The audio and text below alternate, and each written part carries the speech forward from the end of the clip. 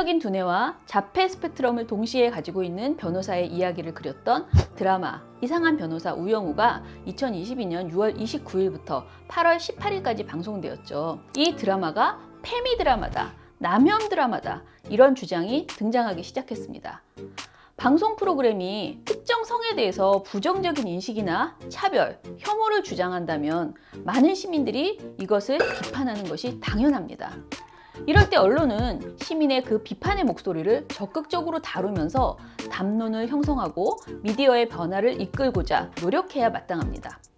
하지만 시민의 논쟁이 드라마의 소수자 차별과 혐오를 비판하는 것이 아니라 도리어 소수자 차별과 혐오를 조장하고 있는 것이라면, 부추기고 있는 것이라면 언론은 달라야 합니다. 2020년 1월 16일 국가인권위원회와 한국기자협회 등 언론 현업단체들이 모여서 발표한 혐오 표현 반대 미디어 실천 선언에서는 우리는 평소 혐오 표현의 개념과 맥락, 해악을 충분히 인식하고 다양한 사회 현상과 발언 등의 혐오 표현이 있는지 주의 깊게 살펴보고 전달하겠습니다. 라고 선언하고 있습니다. 혐오 표현 반대 미디어 실천 선언은 우리나라의 대표적 현업단체들을 총망라해서 그들이 국가인권위원회와 함께 미디어 종사자로서 이런 혐오 표현 관련된 부분들을 주의하겠다고 선언했기 때문에 굉장히 큰 의미가 있습니다. 특히 이 선언에서 강조하는 것은 사회에서 벌어지는 다양한 현상들, 사건, 사고들, 발언, 문화 등에서 차별과 혐오를 조장하는 표현이 있다면 미디어는 그것을 다루는 데 있어 그야말로 주의 깊게 살펴보고 신중하게 다루겠다라는 내용이었습니다. 그렇다면 이번 우영우 논란을 언론은 어떻게 다뤘어야 했을까요? 언론은 먼저 우영우를 직접 모니터링한 뒤에 이 드라마에 대한 판단을 해봤어야겠죠. 그리고 그 기준에서 이 드라마가 국민의 인권의식을 높이는 데 도움이 되는 드라마였나, 아니면 혐오와 차별을 부추기는 드라마였나 판단했어야 합니다. 그런 다음 쏟아져 나오는 다양한 주장의 문제점들은 무엇인지, 사실이 아닌 것은 무엇인지도 팩트체크를 해서 짚어줬어야 하죠.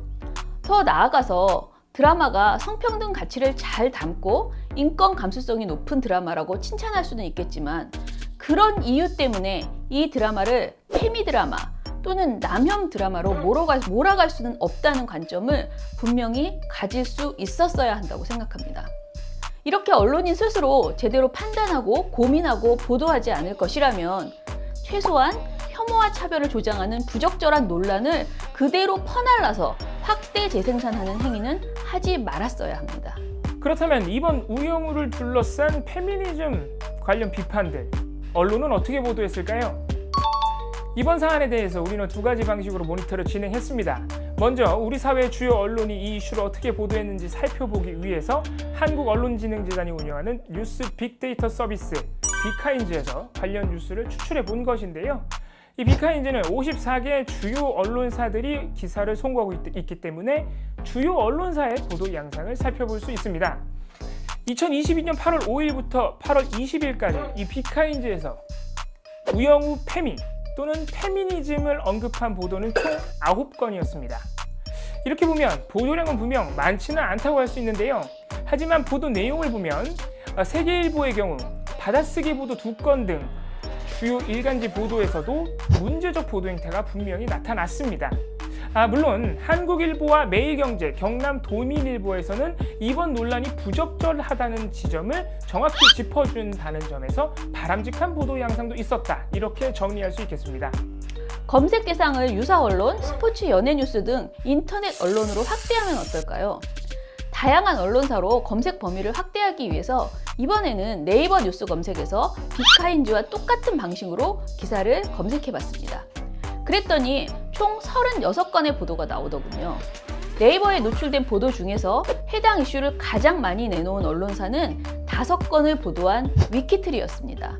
이어서 톱스타 뉴스에서 관련 보도를 4건 전했고요. 인사이트가 3건을 보도했습니다. 이들 보도는 대부분 커뮤니티나 SNS의 글, 그리고 사이버레카의 방송 내용, 피해를 입은 유튜브에 달린 댓글 등을 종합해서 그야말로 빠르게 전달해주는 역할만 했을 뿐입니다.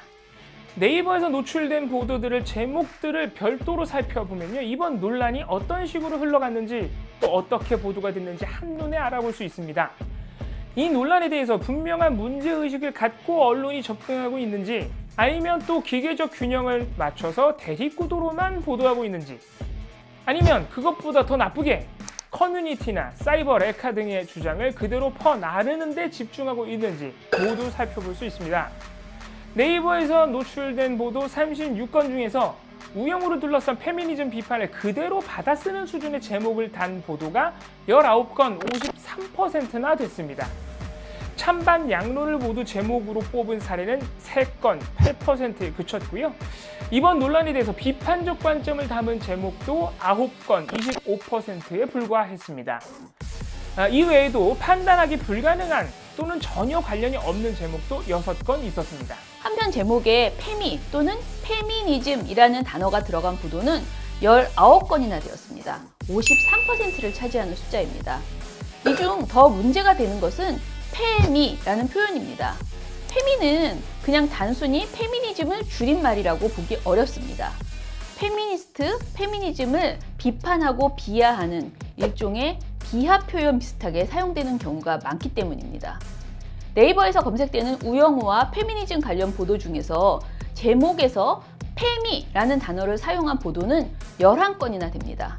전체 보도의 31%입니다. 예를 들어보면요. 톱스타 뉴스의 페미 묻은 드라마 유튜버 뻑과 복귀 후 올린 영상이 우영우 비난과 같이 페미 묻은 이라는 부적절한 표현을 보도에서 인용보호조차 없이 그대로 사용했고요. 위키트리는 페미로 찍힌 이라는 제목을 사용하기도 했습니다. 이런 식의 표현은 페미니즘이 마치 묻지 말아야 할 것 또는 찍힐 수밖에 없는 것이라고 최소한 논쟁거리가 되는 것이냐 기정사실화하는 것으로 읽힐 수 있습니다. 따라서 이렇게 페미 묻다, 페미라는 표현 등은 제목으로 사용하지 않는 것이 좋습니다. 이렇듯 우영우를 둘러싼 페미니즘 비판은 그간 계속되어 왔던 손가락 논란, 숏컷 논란 등과 크게 다르지 않습니다. 일부 커뮤니티 네티즌이나 사이버 레카들의 주장을 하나하나 사실관계를 해명한다고 해서 해소되거나 철회될 수 있는 논란이 아니라는 것입니다. 오히려 드라마 속에 숨어있는 작은 요소를 찾아내서 페미니즘의 증거다라고 억지를 부릴 수 있는 이런 요소들을 계속해서 찾아내서 인터넷에 올리는 이런 게임들이 이미 여러 번 이어져 왔습니다. 우리는 이런 논란들을 그동안 이렇게 많이 봐왔습니다. 그렇다면 언론은 조금 다르게 보도해야겠죠? 최소한 위키트리나 세계일보 보도처럼 그러한 사이버 레카의 주장을 하나하나 다 퍼나르는 행태, 파이낸셜 뉴스처럼 이 사안을 논쟁거리로 취급하면서 결과적으로는 논쟁의 주요한 이슈로 키워주는 행태는 피했어야 했습니다. 마지막으로 이번 모니터에서 눈에 띈 좋은 보도들을 몇 건 소개해 보겠습니다. 오마이뉴스의 보도인데요. 왜곡과 해석으로 우영우 때린 구독자 100만 사이버 레카라는 제목의 보도입니다. 이 보도는 8월 5일부터 8일까지 커뮤니티의 글, 사이버 레카의 방송, 이에 대한 부적절한 언론 행태를 종합해서 비판하고 있습니다. 오마이뉴스는 이번 논란을 단순히 퍼나르는 것이 아니라 이들의 주장이 논란을 만들어내기 위한 끼워 맞추기식 주장이라는 점을 일목요연하게 설명하고 있습니다.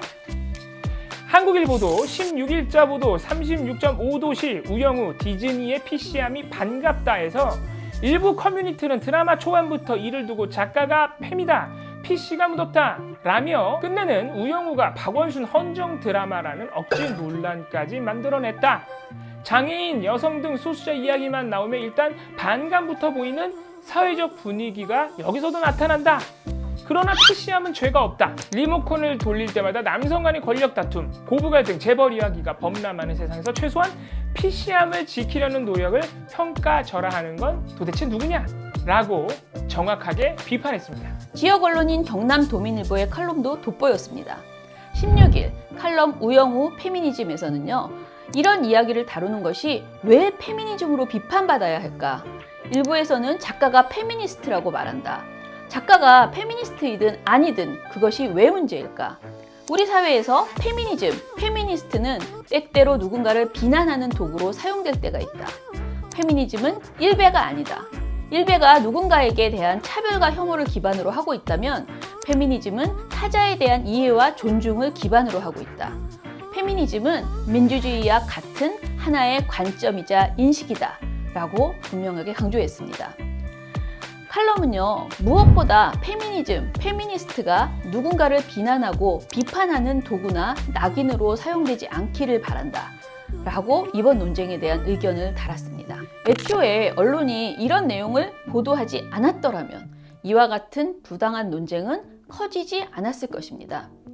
그렇지만 일부 언론이 상업적 목적으로 이런 내용을 확대 재생산하면서 결과적으로 이슈는 확산이 되었습니다.